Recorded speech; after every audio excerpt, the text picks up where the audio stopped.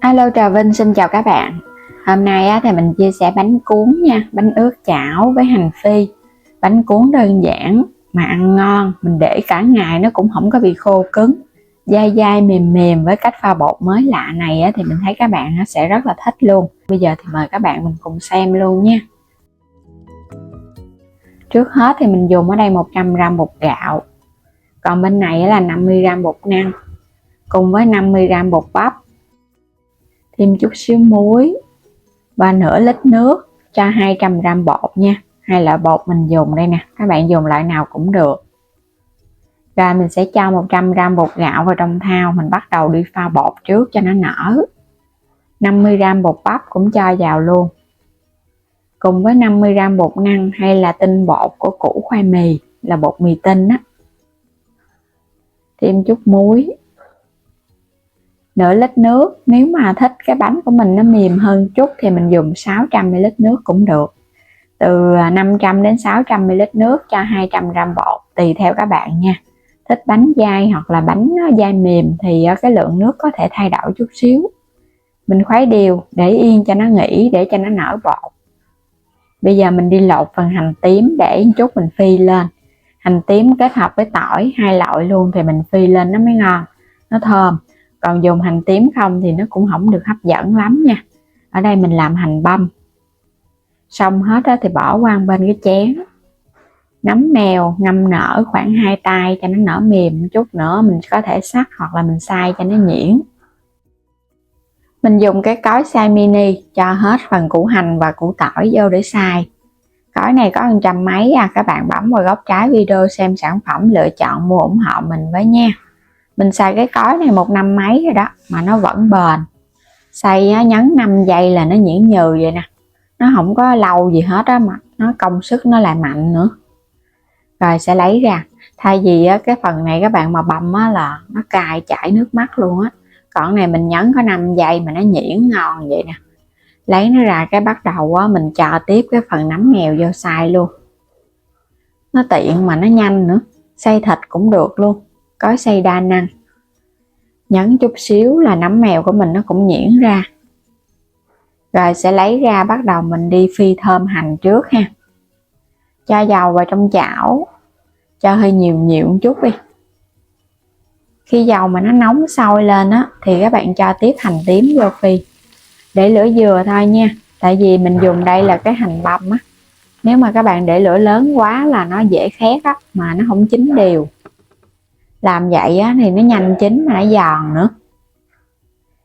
Thỉnh thoảng thì mình đảo nhẹ cái, vẫn để lửa vừa. Đảo đến khi nào mà hành nó vàng, nó vừa chuyển màu vàng dậy mùi thơm là các bạn tắt bếp liền nha. Đổ nó ra liền chứ không thôi là nó dễ khét lắm á. Cho nó qua cái rây nè, để cái phần dầu nó chảy xuống dưới, nó không có bị nóng thì nó không có bị khét. Còn cái phần hành này nó càng giòn ngon. Rồi cho tiếp thịt heo vô cái chảo để mình xào cùng với một ít dầu hành hồi nãy đó. Xào với lửa lớn cho phần thịt của mình nó săn. Nó săn thơm mà nó tơi rời. Thịt nạc heo xay ra mình dùng ở đây là thịt nạc quai heo hoặc là nạc dăm cho nó mềm. Rồi cho tiếp nấm mèo vô. Vẫn đảo đều lên nha. Hai loại nhân vậy thôi, kết hợp với món bánh cuốn là nó ngon rồi, không có cần rau củ. Mình sẽ nêm vào đây chút xíu hạt nêm và đường, tiêu xay. Nêm vừa vừa thôi, đừng có nêm mặn quá, tại bánh cuốn mình còn ăn cùng với nước mắm nữa. Đảo nhẹ cái lên là được rồi. Phần nhân cho nó chín là ngon nha. Quay trở lại phần bột, bây giờ mình thêm muỗng canh dầu hành phi vô, khuấy đều lên. Nếu mà có thời gian nhiều các bạn lọc cái phần nước trong bỏ đi, mình bù nước khác vô thì bánh nó dai ngon. Làm nóng chảo, quét sơn lớp dầu, các bạn sẽ cho bột vô. Nhớ làm bánh ướt chảo này thì mình phải để lửa thiệt là nhỏ và đậy nắp để cho hơi nước nó bốc lên thì bánh nó mới chín. Đây, bánh mềm mại nè, nhìn nó ngon ha, hấp dẫn quá chừng luôn á. Phần bột và nước cũng vừa. Để lửa nhỏ để cho nó có hơi nó hơi ẩm, nó làm cho bánh của mình nó mềm ngon hơn. Và nhớ là phải có dầu ăn thì cái bánh nó mới bóng mướt, nó không bị dính. Lấy nó ra. Mỗi một cái bánh thì mình đều quét lên dầu hành phi. Chảo phải nóng nóng á, thì các bạn cho vô bột nó mới bám vô cái chảo. Còn mà chảo chưa có nóng mình cho vô bột nó không bám, mà là tuôn ra. Chảo chống dính thì làm bánh này mới thành công ha. Đậy nắp lại nè, cho nó có hơi để nó chín bánh. Quay trở qua đây, một cái bánh là nhanh lắm các bạn, 1-2 phút là bánh nó chín à, không có lâu gì đâu. Để lửa nhỏ mà nó cũng nhanh lắm. Đừng có để lâu quá là nó bị khô cái viền bánh nha. Cái bánh của mình nó cũng không ngon đâu. Mỗi một cái bánh thì mình cuộn nó lại, hoặc là các bạn có thể gói nhân vô rồi mình cuộn luôn cũng ngon, tùy ý thích à. Rưới cái dầu hành phi lên. Bánh nó làm xong hết thì bây giờ mình cho hành phi, tỏi phi lên nha. Sắp nó qua. Mỗi một cái bánh mình đã quét dầu rồi cho nên nó không có bị dính vào nhau. Và mình dùng bột bắp á, thì giúp cho bánh của mình để nguội nó không có bị cứng. Mà tuy nhiên á, cái phần bánh ở bên trên nó không có bị ẩm, nó sẽ khô ráo, nhìn giống như là cái bánh cuốn mà các bạn làm gạo xay vậy đó. Y như là mình làm bằng cái khuôn tráng nồi hơi luôn. Ngon quá nè. Các bạn thấy cái bánh hấp dẫn quá ha. Bánh cuốn, bánh ướt thì mình thấy cũng dễ ăn, ai cũng rất thích. Dù là người lớn hay là trẻ em gì cũng rất mê luôn. Con nít thì thấy nó sẽ ăn cùng với chả lụa, bánh chiên. Còn người lớn mình thì thích ăn với rau, nước mắm.